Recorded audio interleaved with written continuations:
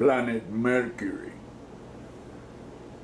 Not an inch was spared. It's totally sculpted. There's nobody there living. These are all sculptures.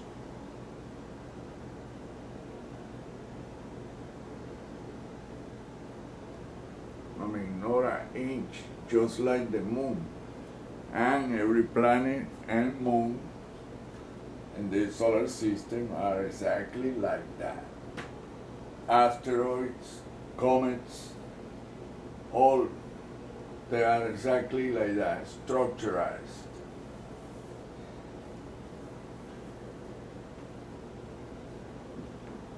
The way they made the sculptures so intricate and three-dimensionally, it's a perfect geometry.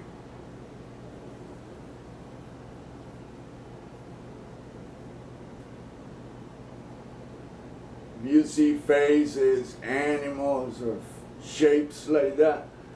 It's all because that geometry is so incredibly complex and perfect and incredible, like I said, that we tend to associate things that we have seen in those shapes. I mean, you can make anything out of that. But it's all the same thing. It's all based on a simple shape of a hand holding some kind of cylinder. And the only reference I found about that is the Sumerian statue of Enki holding a cylinder that contains the divine laws of the universe. See, that looks like a pair of eyes, but it's none of that. Those shapes where they look like eyes is really the interception of fingernail from that hand. And you see the hand right there. I mean, it's so incredible, like that. Look, that's the index, the middle, the ring, see?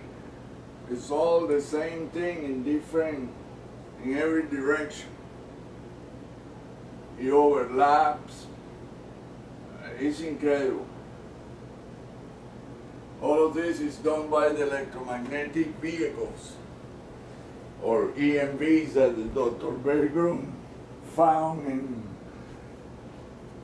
rebuilding a chunk of the rings of Saturn that was missing when Voyager 2 was approaching Saturn. When they turned the camera towards that area, and they saw these enormous cylindrical objects rebuilding the missing piece in the Enki gap, the rings. He say that those objects produce high plasma energy,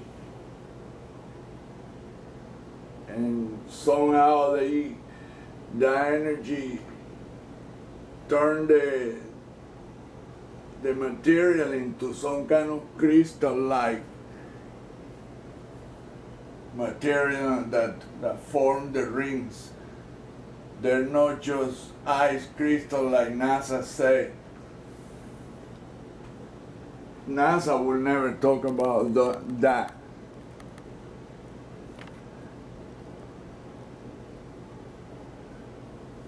In fact, Dr. Berggren was erased from that mission program.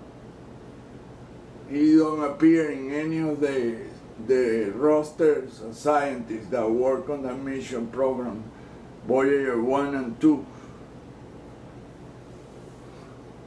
Because of that, he wrote a book, and then he appeared in a 2005 Disclosure Project conference based on his book, which is really a scientific book with precise numbers, measurements, and backed up by photo plates from the original photo plate from the Voyager 2 and 1 and the Apollo. I mean, he show images there that it blows your mind. You have to change what you think you know once you see that presentation and read the book. And nevertheless, the interview he gave to Kerry Cassidy in Project Camelot. Like I said, there is no investigator talking in depth about Dr. Bergrun's work. And Dr. Bergrun is a heck of a qualified scientist. He's not just an engineer, he's all kinds of stuff. He was trained in the Ames Institute, Research Institute. He was working for NACA before he changed to NASA. He worked on the Polaris Intercontinental Ballistic Missile Program. He resolved the umbilical cord problem of the rocket firing after he left the water, after being launched from the submarine. The rocket was not firing up and it was collapsing back down into the water. So imagine what a catastrophe that would be for the submarine crew. You fire a badass nuclear missile and that thing just fall back down on you and explode. Bye. Well, he resolved that. And after that, the Navy told all the other scientists that never argue with this man, with Dr. Bergrun. What he say goes. He worked behind the closed doors. If you look at that patch, it's a scary looking patch. He say,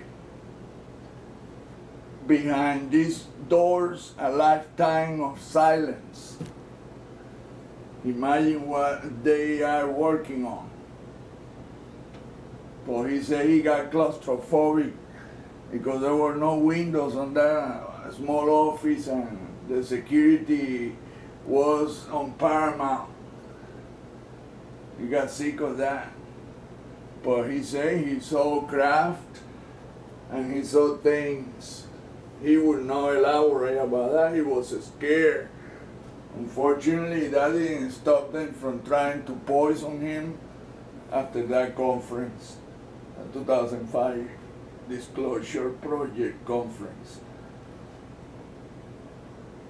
Like I said, there is not a single investigator, UFO investigator there elaborating about that, or they don't even know. The few that knows, apparently they never read the book and they don't understand the conference because it's a lengthy explanation of what these vehicles are capable of and what the whole thing means. This is an artificial solar system. Either that or the entire thing is made by those cylindrical objects controlled by God, I guess. Because they are, like I say, they can be the size of a grain of sand or the size of a solar system. They can shrink or get enormous as they please. Dr. Bergrun thinks that they grow, they're living things. I don't know. They act like biological entities. Well, I mean, they have enormous power, my goodness. This ET question is difficult to pinpoint, to pin down. Because when you think about those vehicles, and then what they allow this entity to come from another star system to mess with the humans. I mean, it's a whole deal there that is difficult to put in context. Look at the entire place, it's just filled with sculptures. I mean, the entire surface, not an inch was spared.